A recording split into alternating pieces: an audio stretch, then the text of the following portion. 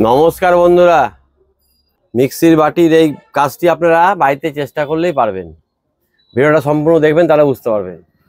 এই বাটিটির সমস্যা হচ্ছে জাম্প হয়ে গেছে, ঘুরছে না। এই সমস্যা আপনাদের বাড়িতে হতে পারে। কি করবেন, এক হাতে ব্লেডটা ধরুন কাপড় দিয়ে, প্লাসের সাহায্যে ঘড়ির কাঁটার পাকের দিকে ঘোরান। এই দেখুন কাপলিংটা খুলে যাবে। কাপলিংটা খোলার পরে ওয়াসাগুলো লক্ষ্য রাখবেন, কোন ওয়াসাটা আগে ছিল কোন ওয়াসাটা পরে ছিল, সেইভাবে বার করে রেখে এবার একটা কাঠ নিয়ে হালকা করে এই চাপের মাথায় মারুন। খুব জোরে মারবেন না। যে একটা প্লাসের সাহায্যে ব্লেডটা ধরুন, ধরে এইভাবে হিলানোর চেষ্টা করুন। আস্তে আস্তে ঘোরানোর চেষ্টা করবেন, এইভাবে হিলাবেন। আবার পুনরায় কাঠ দিয়ে মারবেন, আবার পুনরায় প্লাস দিয়ে ব্লেডটা ধরে এইভাবে ঘোরাবেন। এইভাবে হিলাতে হিলাতে দেখবেন এক সময় স্যাপ সমেত ব্লেডটা বেরিয়ে চলে আসবে। এই সমস্যা আপনাদের বাড়িতে হতে পারে। এই বাটিগুলো দীর্ঘদিন ব্যবহার না করার ফলে সমস্যা হয়। এই দেখুন ওয়াসার যেরকম ছিল সেরকম থাকলো।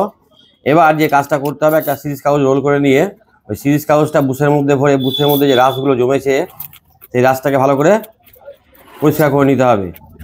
ঘুরিয়ে ঘুরিয়ে আপ ডাউন করে এভাবে ঘষে ঘষে পুরোটা পরিষ্কার করে নিতে হবে। দিয়ে ভালো করে মুছে নিয়ে এবার ওই স্যাপের সঙ্গে তো ওয়াসার যা ছিল তাই থাকলো। একটু তেল দিলাম, নারকেল তেল দেওয়ার পরে স্যাপটা ওই বুশের মধ্যে ভরে দিলাম।